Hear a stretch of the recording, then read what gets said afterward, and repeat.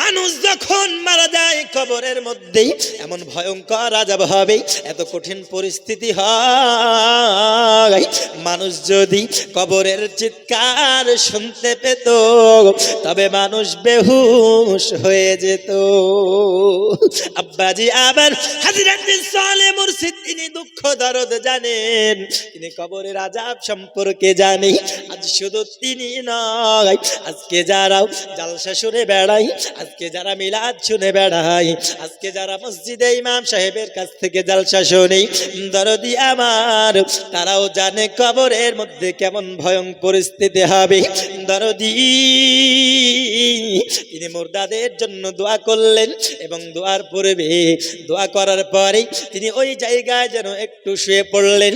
এই উদ্দেশ্যে মুয়াজ্জিন যখন আযান দেবে দরদি ফজরের সময় আমি মসজিদে যাওয়ার পরে নামাজ আদায় করব, কিন্তু হযরতে সালেহ মুর্শিদ তিনি যেন গোরস্থানে ঘুমিয়ে যায়। আমার সুখের কালে মা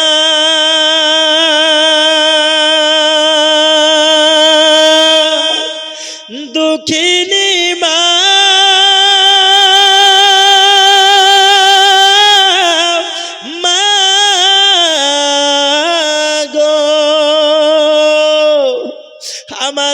সুখের কালে, আমার সুখের কালে বুক ভাসিত নয়ন জল, কোথায় গেলে পাবো আমি এমন আপনজন, কোথায় বুক ফাটবে তো মুখ ফুটবে না, কেমনে জবাব দেবে। আপন জনের কান্না যত সবই শুনতে পাবে, বুক ফাটবে তো মুখ ফুটবে না, কেমনে জবাব দেবে। কি করে বোঝাবে তুমি, কি করে বোঝাবে তুমি দেহের বেদনা,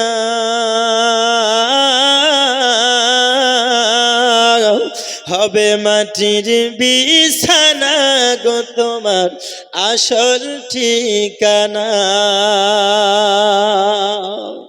খালি হাতে এসেছো তুমি, যাবে খালি হাতে, শুধু একটি সাদা কাফন যাবে তোমার সাথে, আর আমল ছাড়াও তোমার সাথে কিছুই যাবে না।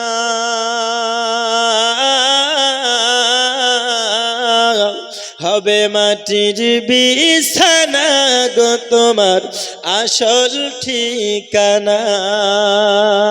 একদিন তোমায় মরতে হবে, তুমি ভুলে যেও না।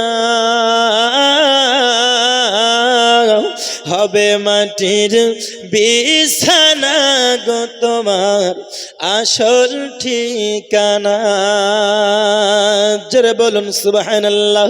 আব্বাজি আমার, আমি পবিত্র কোরআন মাজিদ হতে আয়াতে কারিমা তেলাওয়াত করেছি। আমার আল্লাহ পাক পবিত্র কোরআন মাজিদে ঘোষণা করেছেন, কুল্লু নাফসিন যায়িকাতুল মাউত, পৃথিবীর জমিনে সমস্ত নফসকে মৃত্যুর স্বাদ চাখতে হবে, মৃত্যুর স্বাদ গ্রহণ করতে হবে। দরদি আজকে আমরা মানুষ, আজকে সকলকে মৃত্যুর স্বাদ চাখতে হবে, এই সাময়িক দুনিয়া ছেড়ে চলে যেতে হবে। কিন্তু বাবারে, পৃথিবীর জমিনে যারা চলাফেরা করে দরদি, তারা হয়তো ভুলে গেছে, তারা হয়তো মনে রাখে না, তারা যখন ইন্তেকাল করে যাবে কাল হাসরের ময়দানে, মাহাসরের প্রান্তরে, আজকে দুনিয়ার বুকে যেইভাবে মেলায় তারা ঘোরাফেরা করতেছে বন্ধু, কাল হাসরে আল্লাহর নবীর কাছে জবাব দিতে পারবে না। আমার আব্বাজি কবরের ভিতরে যখন যখন জিজ্ঞাসা করবে সওয়াল, আজকে যারা এমন করে বেপরদা হয়ে ঘুরে বেড়াচ্ছে, যারা মনে রাখে না বন্ধু, আজকে তাদেরকে মরতে হবে, যদি কালকে হলেও মরতে হবে, মরণের কথা তারা স্মরণ করে না। কিন্তু দরদি আমার, আমরা সকলেই জানি আজকে তারা মনে রাখে না, কারণ তারা বেঁচে আছে, আয়েশ আল্লাহে আছে, আজকে ধন দৌলতের লোভে পড়েছে, আজকে কত সুখ দুনিয়ার বুকে আল্লাহ দিয়ে দিয়েছে, আর সেই সুখের কারণে আজ আল্লাহর জায়গা ভুলে যায়। কিন্তু বন্ধুরে আমার, পৃথিবীর জমিনে যারা বেঁচে আছে তারা নিজের কথা মনে করে না, কিন্তু যারা বেঁচে আছে বন্ধু তারা তো দূরের কথা, যারা মরে গিয়েছে তাদের কথাও তাদের আত্মীয় স্বজন মনে রাখে না, তারাও মনে রাখে না। আজকে প্রচলিত প্রথা অনুসারে মানুষ যখন মারা যায়, মারা যাওয়ার পরে হয়তো খুব জোর 4 দিন অথবা 40 দিন ইমামদেরকে নিয়ে গিয়ে জিয়ারত করিয়ে নিল। হয়তো কারো বাবা মারা গেল, মারা যাওয়ার পরে 40 দিনকার দিন খতম পড়ানো হলো, খতম পড়ানোর পরে বাবা, খতম পড়ানোর পরে দাওয়াত করে মিলাদ করে দোয়া করে শেষ হয়ে গেল। 40 দিন যখন পার হয়ে যায়, মুসলমান এমন আমরা মুসলমান দরদি, আজকে যারা মারা গেছে হয়তো 40 দিন পর্যন্ত খোঁজ খবর রাখলো, তাও আবার রাখতো না। যদি খোঁজ খবর না রাখে গ্রামের মানুষে কি বলবে? যদি একটা মিলাদ না দিই গ্রামের মানুষে কি বলবে? আজকে যদি শুক্রবারে আমি আমার বাবার কবর জিয়ারত না করি, হয়তো মানুষে আবার খারাপ বলবে, যার জন্য আজকে জুম্মা 40 দিনের পড়বে তারা গোরস্থানে যায়, গোরস্থানে যাওয়ার পরে মোনাজাত করে, ওরে আমার দরদি। শুধু তাই নয়, আজকে 40 দিন যখন হয়ে গেল, মাদ্রাসার তালবে ইলম কেটে গেছে, ডাকার পরে খতম পড়ালো, কালেমা খানি করালো, করানোর পরে তারা দোয়া করিয়ে দিল। যেই দিন 40 দিন পার হয়ে গেল বন্ধু, তারপরে সন্তান একটা দিনও বাবার কবরে যায় না, যায় আর মনে রাখে না। বাবার জমির তো ভাগ হয়ে গেছে, আর কি হবে খোঁজ রেখে, তাই না? 40 দিন পার এমন মানুষ দুনিয়ার বুকে আছে না নাই? আছে, যারা 40 দিনের মিলাদ পর্যন্ত হয়তো কবরে যায়, খোঁজ খবর রাখে, 40 দিন পার হয়ে গেল আর বাবার কবরের কাছে গিয়ে একটু হলেও দোয়া করার প্রয়োজন মনে করে? মনে করে না। আরে মনে করে তো দূরের থাক, মসজিদে যখন বলা হয় আজকে শুক্রবার জুম্মার নামাজের পরে জিয়ারতে যেতে হবে, তো ধরেন 90% মানুষও দরুদের আগে পালিয়ে যায়, পালাই না? পালিয়ে যায়। কিন্তু বাবাজি, আমি আপনাদের কাছে বলতে চাই, যাদের বাবা মারা গেছে বন্ধু, যাদের সন্তান মারা গেছে, যাদের মা মারা গেছে, পৃথিবীর জমিন থেকে মানুষ বিদায় নেওয়ার পরে শুধু একটি জিনিসের আশাবাদী হয়ে থাকে, ওই জিনিসটা হলো দোয়া। সবাই আশাবাদী হয়ে থাকে, আমার বাবা হয়তো আমার জন্য দোয়া করবে, আমার মা হয়তো আমার জন্য দোয়া করবে। বাবা আমার আশাবাদী হয়ে থাকে, হয়তো আমার সন্তান আমার জন্য দোয়া করবে। কিন্তু বাবারে, আজকে পৃথিবীর জমিনে কেউ মনে রাখে না। আপনি মনে রাখবেন বন্ধু, আপনি যখন মারা গিয়ে কবরের মধ্যে যাবেন, আপনি যাওয়ার পরে আপনারও যখন করুণ পরিস্থিতি হবে, আপনি কোন রকমের আল্লাহর বান্দাদের দোয়া থেকে যেন মাহরুম হয়ে যাবেন, কোনো আপনি দোয়ার ফায়দা পাবেন না। কারণ পৃথিবীর বুকে আপনি যদি কারো জন্য দোয়া করেন, কাল আপনার জন্য কেউ দোয়া করবে, ঠিক কি না? দোয়া করবে। দরদি,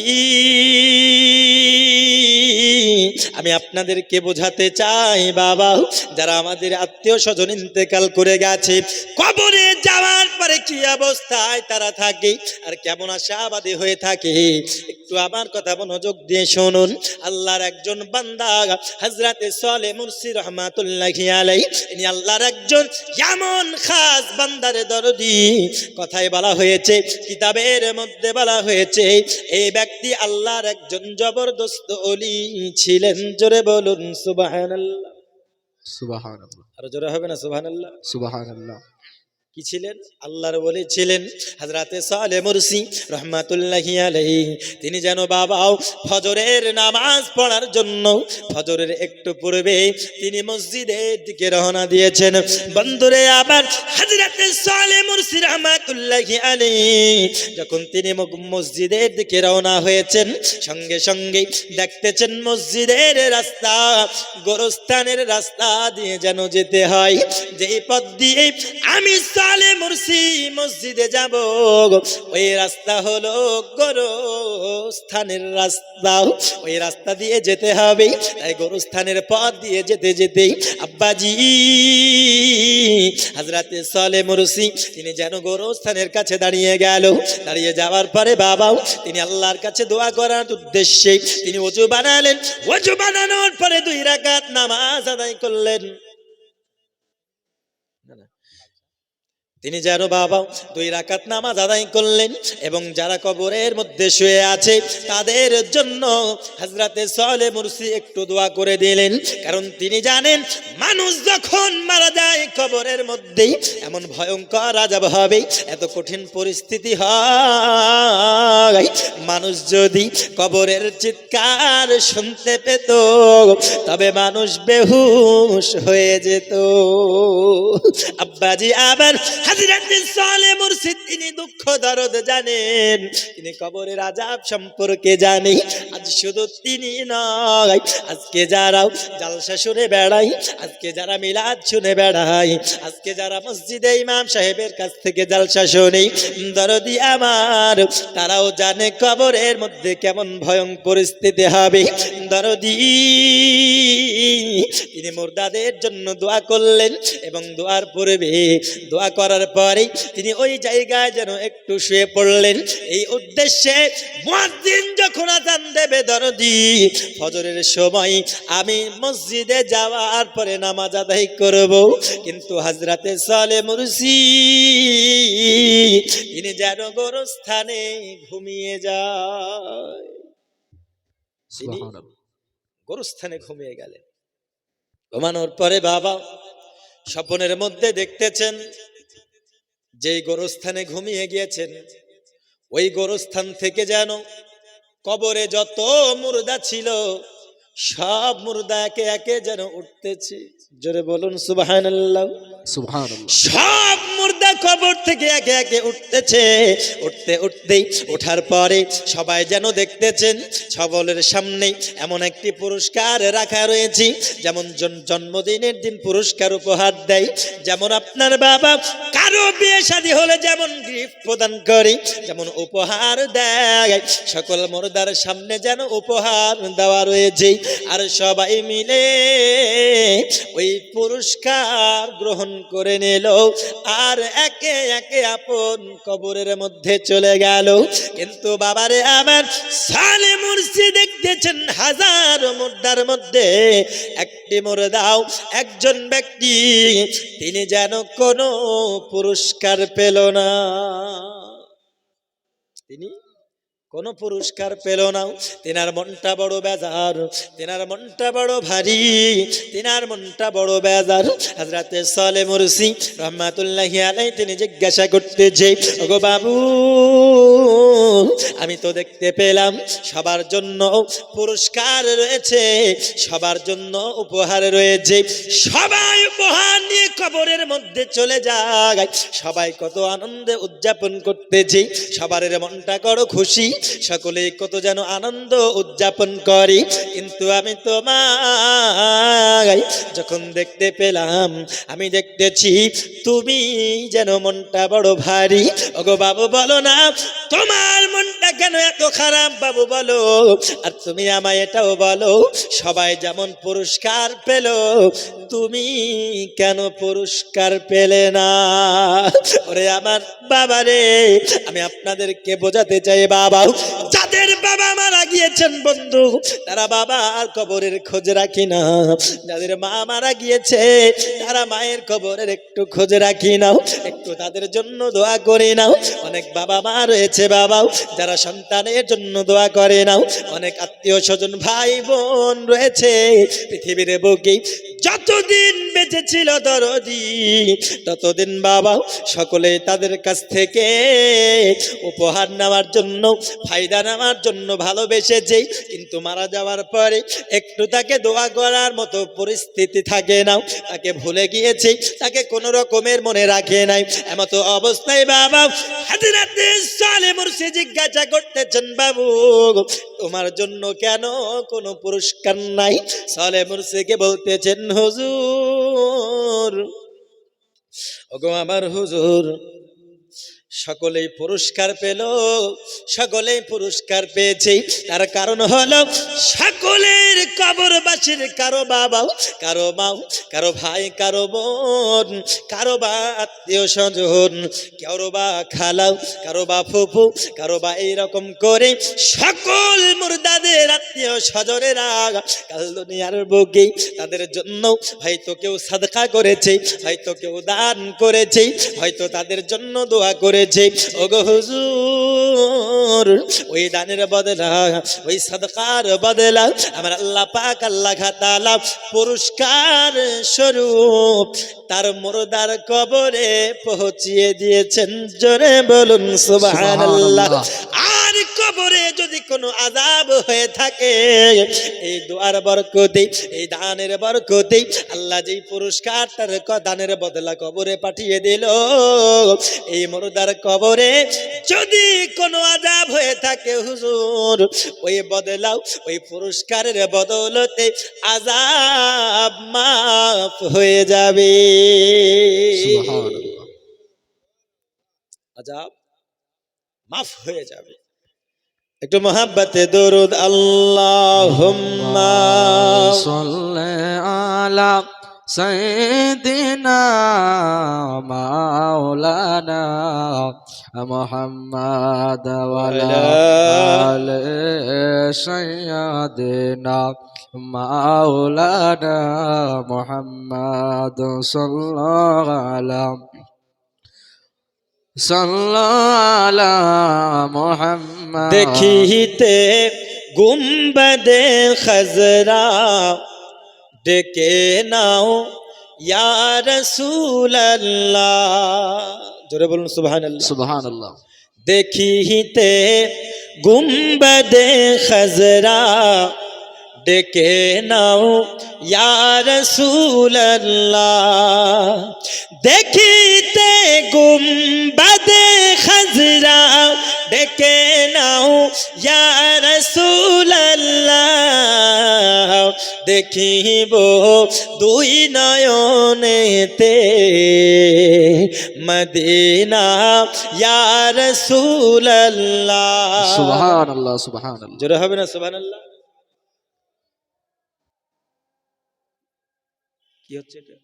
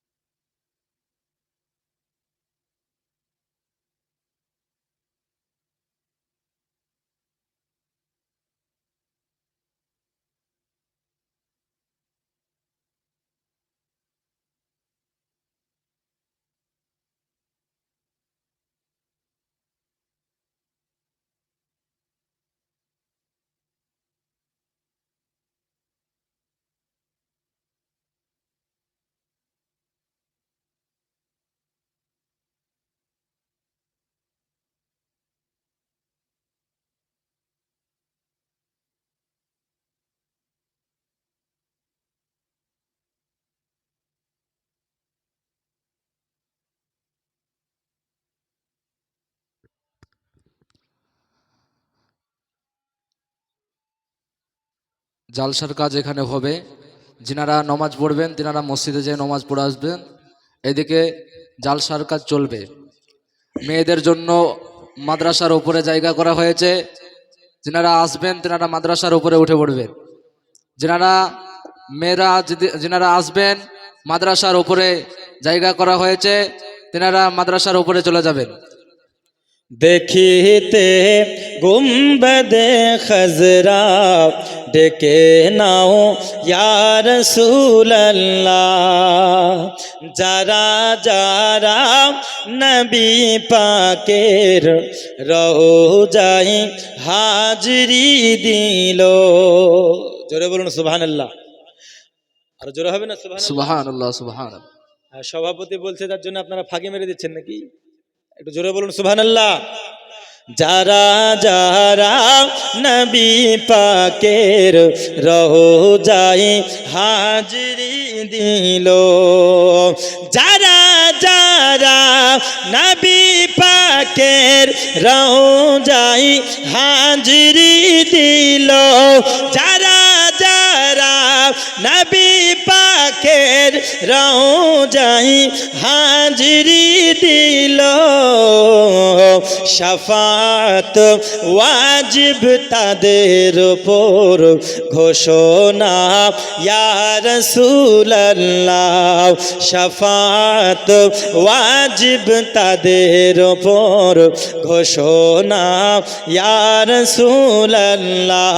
দেখিতে গুম্বদে খজরা ডেকে নাও ইয়া রাসূলুল্লাহ। দেখিব দুই নয়নেতে মদিনা ইয়া রাসূলুল্লাহ। জোরে বলুন সুবহানাল্লাহ সুবহানাল্লাহ। তাহলে হযরত সালেহ মুরসি তিনাকে বলছেন, হুজুর যারা যে কবরবাসী গেলা পুরস্কার পেল, উপহার পেল, এই উপহার এই জন্য পেল কারণ হয়তো সেই মুর্দার বাপ বা তার মা বা কারো ভাই বা কারো বোন আত্মীয় স্বজন তাদের মধ্যে কি করেছে, হয়তো তার নামে সাদকা করেছে, তার জন্য দোয়া করেছে। আর সেই দোয়ার বদলা, দান সাদকার বদলা আল্লাহ পাক আল্লাহ তাআলা পুরস্কার স্বরূপ তার কবরে পৌঁছিয়ে দিয়েছেন। আর মুর্দারা এই জন্য খুশি যে সেই কবরে সেই পুরস্কার পেয়ে কবরের আযাব তারা হালকা করে নেবেন। জোরে বলুন সুবহানাল্লাহ। সুবহানাল্লাহ। তো বলতেছেন, বাবা তোমার কি কোনো আত্মীয় স্বজন তোমার জন্য দোয়া করেনি? আব্বাজি আবার হযরতে সালেহ মুরসি রাহমাতুল্লাহি আলাইহি বলতেছেন, হুজুর আমার পৃথিবীর বুকে, আমার দুনিয়ার জমিনে আমার বাবা ইন্তেকাল করে গেছে, আমার পৃথিবীর বুকে কেউ নাই, কোনো আত্মীয় স্বজন নাই গো হুজুর।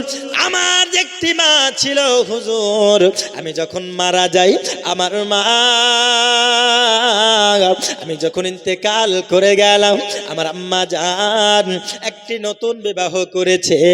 আর নতুন বিবাহ করার পরে তিনি নতুন সংসারে ব্যতিব্যস্ত হয়ে গেছে। গো আমার হুজুর, আমার মা জানো আমার কথা ভুলে গেছে, যার জন্য হুজুর পৃথিবীর জমিনে আমার জন্য কেউ দান করার নাই, কেউ আমার জন্য দোয়া করার নাই, যার জন্য আমি কবরের মধ্যে কোনো পুরস্কার পাইনি। হযরতে সালেহ মুরসি রাহমাতুল্লাহি আলাইহি তিনি বলতেছেন, বাবুরে তোমার বাড়ির ঠিকানাটা দাও, তোমার মায়ের খবরটা আমায় বলো না, আমি তোমার আম্মা জানের কাছে যাব এবং তোমার জন্য কিছু কথা আমি বলবো। হযরতে সালেহ মুরসি তার কাছ থেকে তার মায়ের ঠিকানা নিয়ে নিল। নেওয়ার পরে তিনার ঘুমটা ভেঙে গেল। তিনি মসজিদে যাওয়ার পরে তিনি ফজরের নামাজ আদায় করে নিলেন। দরদি হযরতে সালেহ মুরসি রাহমাতুল্লাহি আলাইহি তিনি চলে আসলেন ওই ঠিকানাও ওই সন্তানের মায়ের কাছে চলে গেল। যাওয়ার পরে বলতেছেন, এ মা জননী তোমার সঙ্গে আমি দুটো কথা বলবো, তুমি কি আমার সঙ্গে একটু পার্সোনাল কথা কথা বলতে পারবি? তখন বলতেছেন হুজুর আমি অবশ্যই বলবো, কারণ তৎকালীন যুগে হযরতে সালেহ মুরসির শোহরাত এত ছিল বাবা, সবাই যেন তিনার নামের প্রশংসা করত, সবাই তিনাকে সম্মান করত, কেউ কোনো আবেদন করলে ফেরাতো না। হযরতে সালেহ মুরসিকে বলতেছেন হুজুর বলুন আমায় কি বলবেন আপনি বলুন। সঙ্গে সঙ্গে হযরতে সালেহ মুরসি তিনি বলতেছেন আম্মা পৃথিবীর বুকে তোমার কি কোনো সন্তান আছে? কি বলছে? পৃথিবীতে কি তোমার কোনো সন্তান আছে? তো মা বলছে হুজুর নাই। কি বলছে? আমার কোনো সন্তান নাই। সঙ্গে সঙ্গে হযরতে সালেহ মুরসি তিনি বলতেছেন আম্মা পৃথিবীতে কি তোমার কোনো সন্তান ছিল? এইবার বলতেছেন হুজুর আমার একটি সন্তান ছিল, আমি ব্যবসার ক্ষেত্রে গিয়েছিলাম আমার সন্তানের সঙ্গে। হুজুর গো আমার সন্তানের সঙ্গে আমি যখন ব্যবসা করে বাড়িতে ফিরছিলাম, আমার কলিজার টুকরা, আমার নয়নের মণি, আমার সন্তান একটি স্থানে ইন্তেকাল করে গেছে। আমি মা মনে বড় পাথর চাপা দিয়ে আমি আমার সন্তানের দাফন কাফন করে দিয়েছি। বলতেছে আম্মা জান তুমি কি তোমার সন্তানের খবর রাখো না? তুমি কি তোমার সন্তানের কথা একবারও মনে রাখো না? তুমি কি তোমার সন্তানের জন্য একটু দোয়া করো না? ওগো মা জননী, আমি জানো গোরস্থানের কাজ দিয়ে যাচ্ছিলাম, আমি গোরস্থানের মধ্যে ঘুমিয়ে গেলাম। হযরতে সালেহ মুরসি রাহমাতুল্লাহি আলাইহি তিনি বাবা আবার গোরস্থানে কবরের মধ্যে সবরের মধ্যে ওই মুর্দাদের সঙ্গে যে ঘটনাটি ঘটেছিল সবাই পুরস্কার পেল, কিন্তু ওর সন্তান পেল না। ওই ঘটনাটি যখন ওর মাকে খুলে বলল দরদি, সঙ্গে সঙ্গে তখন কি হলো, মায়ের ঝরঝর করে অঝর নয়নে কান্না করতেছে। তিনি আপনার যেন অঝর নয়নে পানি ঝরে যায়, কারণ সন্তানের কষ্টের কথা যখন শুনেছি। আজকে কবর, এই কবরের ভিতরে সন্তান আমার নিরাশ, সন্তান আমার কেউ তার জন্য দোয়া করে না। সবাই পুরস্কার পেল কিন্তু সন্তান আমার পেল না, যার জন্য এর মায়ের মনে বড় বেজার, এই মায়ের মনটা বড় কান্নায় ভেঙে গেল এবং বলতেছে হুজুর আমার বড় ভুল হয়ে গেছে, আমি আমার সংসারের জন্য এত ব্যতিব্যস্ত হয়ে গেছি হুজুর, আমার সন্তানের জন্য দোয়া আমি করতে ভুলে গেছি। মা জননী এ বাবা রে, সন্তানের কথা যদি 100 বছর পরেও মা শুনতে পায়, যদি সন্তান কোনো কষ্টে থাকে মা জননীর বুকটা যেন ফেটে যায়। ফাটে না? মায়ের মনে কষ্ট পাই, ওরে আবার বাবাজি মায়ের মনে কত দুঃখ পাই। এই মা, এমন মা জননী কেন দুঃখ পাবে না? কারণ সন্তান এমন মা জননীরা, সন্তান যদি বিদেশে থাকে আর যদি কোনো কষ্টে থাকে বাবাজি, মা জননী বাড়িতে যাই না মাঝে বসে ওই সন্তানের জন্য কান্না করতে থাকে। জোরে বলুন না সুবহানাল্লাহ। আরে বুকের মানকে যদি বিদেশেতে যাই না মাঝে বৈশাখা দে আমার মা, আরে বুকের মানকে যদি বিদেশেতে যাই না মাঝে বৈশাখা দে আমার মা, আমার সুখের কালে মা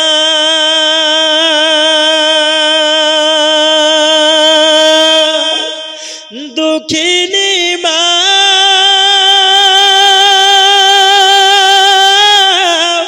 মা গো আমার সুখের কালে আমারও সুখের কালে বুক ভাসিত নয়ন জল, কোথায় গেলে পাবো আমি এমন আপনজন, কোথায় গেলে পাবো আমি এমন আপনজন।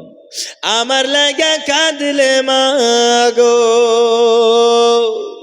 আমার লাগা কাঁদলে মাগো সারাটি জনম, কোথায় গেলে পাবো আমি এমন আপনজন। আরে কত রাতে ঘুমাওনি মা গর্ভে যখন আমি, কত কষ্ট সয়েছ জানে অন্তর্যামী। জোরে বলুন সুবহানাল্লাহ, জোরে হবে না সুবহানাল্লাহ? আপনাদের মুখে শুনে আমি কিন্তু বেজার হয়ে গেলাম, একটু জোরে বলুন না সুবহানাল্লাহ। সুবহানাল্লাহ।